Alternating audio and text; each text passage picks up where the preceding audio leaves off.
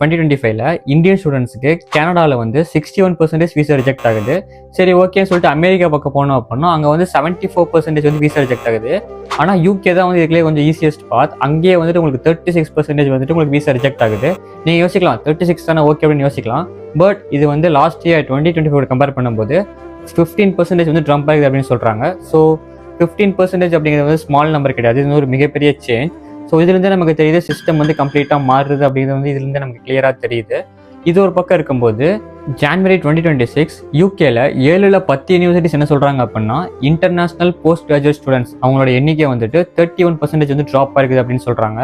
So இந்த 31% அப்படிங்கிறது வந்து ஒரு மிகப்பெரிய சேஞ்ச். இந்தியன் ஸ்டூடெண்ட்ஸ் படிச்சிருந்த யூனிவர்சிட்டிஸ் எல்லாமே காலியாகுது, நம்ம படிச்சிருந்த கோர்ஸ் எல்லாமே வந்துட்டு சீட்டே இல்லாமல் போகுது. ஸோ இது வந்து ஒரு ஸ்மால் சேஞ்ச் கிடையாது, இந்த சிஸ்டமே வந்து கம்ப்ளீட்டாக சேஞ்ச் ஆகுது அப்படிங்கிறது வந்து நீங்கள் ஒரு நோட் பண்ணிக்கோங்க. நீங்கள் சப்போஸ் யூகே வரீங்க அப்படின்னா கம்ப்ளீட்டாக ரிசர்ச் பண்ணிட்டு வாங்க, எந்த மாதிரி கோர்ஸ் எடுக்கலாம், எந்த மாதிரி கோர்ஸ் வந்து இங்கே ஸ்கோப் இருக்குது, இங்கே ஏன் வந்து ரூல்ஸ் அடிக்கடி மாற்றிக்கிட்டே இருக்காங்க, எல்லாமே தெரிஞ்சுக்கிட்டு வாங்க. நீங்கள் வந்துட்டு டெய்லி நியூஸ் பாருங்கள், ஏன்னா ஒவ்வொரு டைமும் மாறிக்கிட்டே இருக்கும்.